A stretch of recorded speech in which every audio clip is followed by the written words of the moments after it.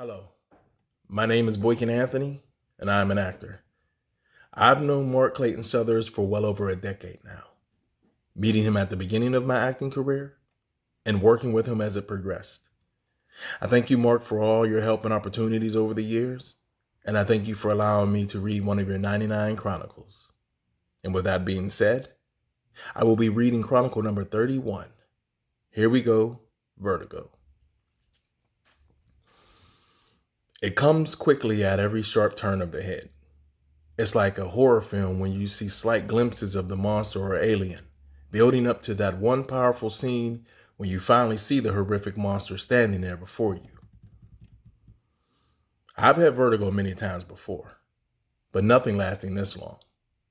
The very first time it hit me, I had stood up from my bed after a good night's rest, and it was as if my body had fallen off a cliff. I froze as my limp body fell backwards. Luckily, my bed was there to catch me. My mother has had vertigo for many years. Initially, we were like, yeah, Mom, sure, the room's spinning. I gladly thanked her later for her vivid descriptions of her experiences, which ultimately prepared me for my first exposure. When I hit the bed, I watched the room spin violently. It was as though I had an all-day pass to Kennywood and I was forced to ride against my will. There were no lines, and I kept getting pushed onto the spinning ride again and again. I lay there helplessly on my bed with nothing to do but angrily laugh at this new experience. As soon as the room came to a halt, I got up and went on with my day. I've heard folks say both close your eyes or it's not good to close your eyes. I do what works for me. I close my eyes and I ride it out in the dark. Pretty much like I do during the rare times that I do go on rides at the amusement parks. When these bouts of vertigo do hit, I slowly open my eyes when I sense that the ride has ended. I can handle the slowdown. I just can't handle the speed up and the full blast of it. My understanding is that there are crystals in your ears, and when they are jolted out of place, then vertigo sets in. Or in my case, this time around, according to my doctor, it is brought on by having a bad cold. My mother told me that she has had her vertigo's problem solved by visiting a specialist that had her lie down and then they tilted her head back and shifted her head in different directions. They continued moving her head around until eventually her symptoms dissipated. I don't know about doing all that. I was told there is a prescription drug that I can take that will bring it to a screeching halt, but you are supposed to take it only after it starts. Well, how the heck is that going to work if you're out driving or mountain climbing or something? It'll be very hard to pull over once the parkway started spinning around. I remember once when I was having a minor bout with it, it had reared its dizzy head several times in the last few days. And then one day I was driving through the maze called Robinson Town Center in my late Chevy Suburban, RIP. When I approached the red light, I quickly leaned my seat back to see what the kids were cracking up about on the flip-down TV screen. Well, that sudden movement was just enough to set the vertigo in motion. The interior of the vehicle quickly started spinning in a circular motion, much like the paint booths that used to be at Kennywood.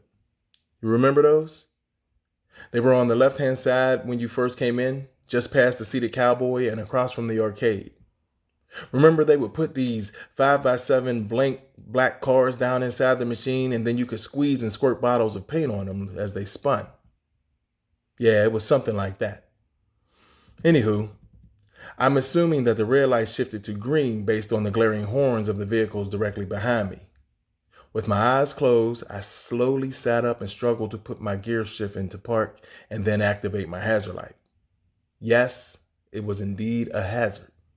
I wasn't going nowhere. I sat there and listened to SpongeBob in the dark until everything settled down. At that time, I could only imagine how devastating and catastrophic things could have quickly escalated to had I attempted to navigate my vehicle or had the V-monster pounced on me while I was in motion. That's the one thing that is so crazy about this latest bout. As much stuff as I've been through recently, you would think I'd get a free pass on these types of health issues that have nothing whatsoever to do with my May 11 accident. But hey, I'm a big boy. Pile 'em on, old merciful one. And now for my positive, heartwarming ending. I came out of her bathroom on the second floor yesterday, and my 4-year-old Andre was standing there near the top of the steps. He was shocked to see me standing so tall. He had been used to seeing me either lying in a hospital bed or more recently on the couch for the past 9 months. So it was a rare sight for him to see me unexpectedly standing in front of him like that. And I should add, I had just returned home from working out of town for the past 10 days. He held his little hand out to assist me, much like he had observed his big brother do on several occasions. This time, however, Marcus, his 8-year-old brother, was nowhere to be found. In fact, no one was. Instead of taking his hand for assistance, I steadied myself, opened my arms for him. He slowly approached, and I bent down and picked him up. He was surprised to be lifted to such a high height for what must have been for the first time post-accident. I held him tightly as he rested his head on my shoulder, and I slowly made my way down the hall. Yeah, I think I'll break out of that men never go to the doctor's mode and get these crystals in my head adjusted. I don't want to miss out on any more of those potential beautiful moments. Onward. Thank you for listening. And if possible, please consider donating to the Actors Assistance Fund just by pressing the link below. Thank you.